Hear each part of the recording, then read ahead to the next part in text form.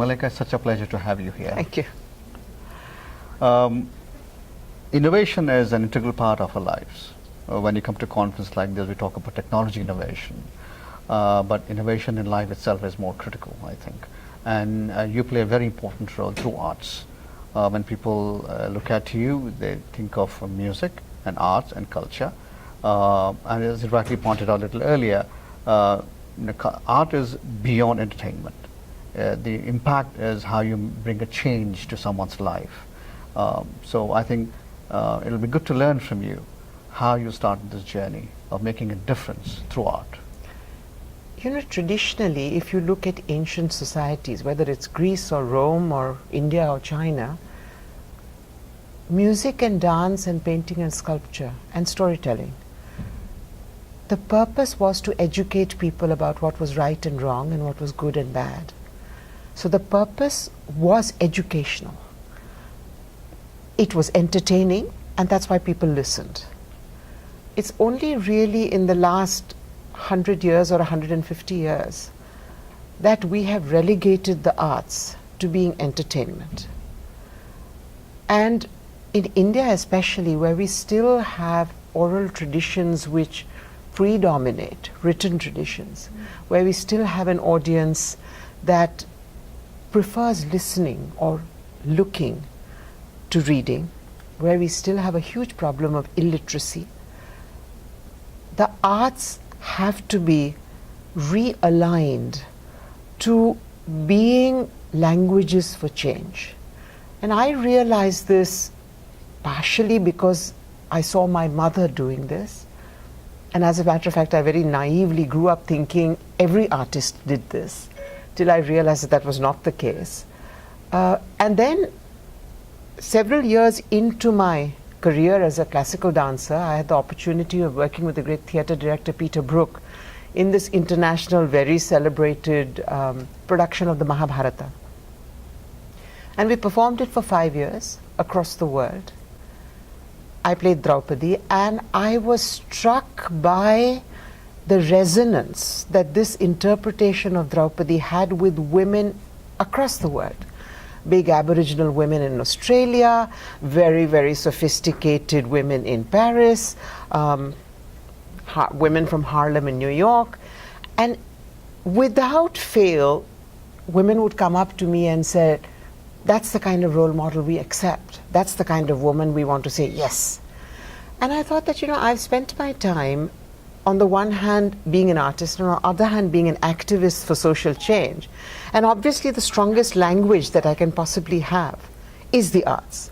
So it's since 1990 that I have been using the arts to talk about issues that concern me, that talk about issues that people generally want to not talk about. Whether they are issues of human rights exploitation, whether they are issues of HIV, whether they are issues of violence against women. And when I say the arts, I mean in the broadest sense of the word, from creating different genres of television to going to a group of traditional bhavai artists or yatra artists and training them into becoming actor-activists, or creating performances that go to, into quote, mainstream audiences and talk to them about things they don't want to talk about. So that's the work. Coming to the art itself, there's so many interpretations, especially through the form that you practice. Wanted you to share with us, how you can interpret that and get the audience engaged in that, because you have to draw the audience to you, and they are just immersed into that performance. I think that is the challenge. It's like a marketing challenge, and I personally don't believe in dumbing down to audiences. I believe in demystifying to bring an audience in, so that there is an aha moment when they recognize something. There's an aha moment when they suddenly realize that it's not up their ivory tower anymore, that they relate, that it's their story that is being told. In terms of innovation to your form of art, names like you inspire the people to follow.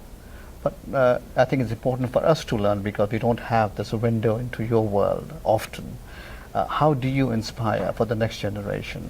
And what are the resources available? I don't know whether I inspire, but I can tell you that like in technology, innovation needs to come out of a need to innovate. You can't just sit down and say, okay, I am bored with what I'm doing, I need to innovate. It has to come out of a need. So whenever I have innovated, it's been to be able to communicate better. And I think that's the only way innovation is valid, because otherwise it becomes fairly vacuous and fairly superficial. And it's the same for the arts as it is for the science. You need desperately to find a way of doing something, a different way of doing something, and therefore innovating. Opportunities for the younger generation beyond Bollywood. Today, more and more the arts are being used as therapy. There are more and more research studies that indicate that music heals, that dance heals, post-traumatic stress disorder, different kinds of mental illnesses, depression, and I think more than even in performance, the possibilities of making careers in using the arts to better humanity, to better lifestyles, to reduce stress, to create a happier human being, these are enormous. Talking about technology and space, you come from that background. How do you relate that? You know, contrary to what most people think, Papa's entire endeavor with space sciences, with everything he did, was not for science for the sake of science. He wanted science to transform India. My mother, through the arts, wanted to do the same. And in some senses, both my brother and I are doing the same through our own fields. So I think Papa is sitting there somewhere smiling away.